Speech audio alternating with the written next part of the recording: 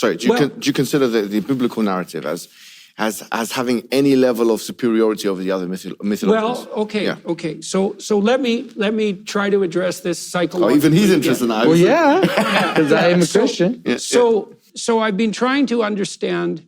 So I'll tell you one thing that clinical psychologists have learned over the last 100 years, despite their doctrinal differences. So there's many schools of clinical psychology, ranging from behaviorism, which is very practical and strategic, and has to do with micro changes in action, to psychoanalytic theory, say on the Jungian side, which is more interested in dreams and large-scale transformations of the imagination. Spans a huge range of philosophies and practical approaches.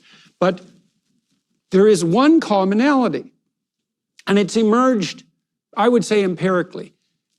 The behaviorists discovered that if someone was afraid of something and avoiding it, and the combination of those two things are important, because there's lots of things you should be afraid of that you should avoid, like playing in traffic, because you'll just die if you go run out in the street. But imagine that you're moving towards a necessary goal, and you're pretty committed to it, and something comes up that you're afraid of, and it stops you, and now you start to avoid. Okay, and then maybe that gives you an anxiety disorder, it makes you depressed. Then the question is, what are you avoiding and why, and what should you do about it? And what the behaviorists started to do was to expose people to small doses of what they were afraid of and get them to relax. And the idea was, well, if you could learn to relax in the face of what you were afraid of, then the fear would go away. And maybe you had learned in some way to associate that with anxiety earlier. Now, it turned out that that worked, but it also turned out that it worked even if you didn't relax. And so there wasn't a learning to be calm.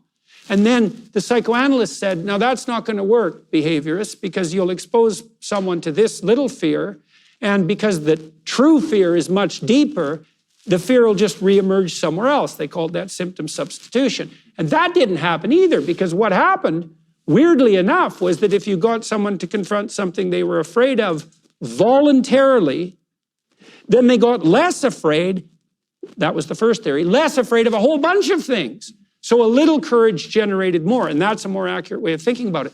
Turns out people didn't get less afraid. They got braver. And so their personality started to expand.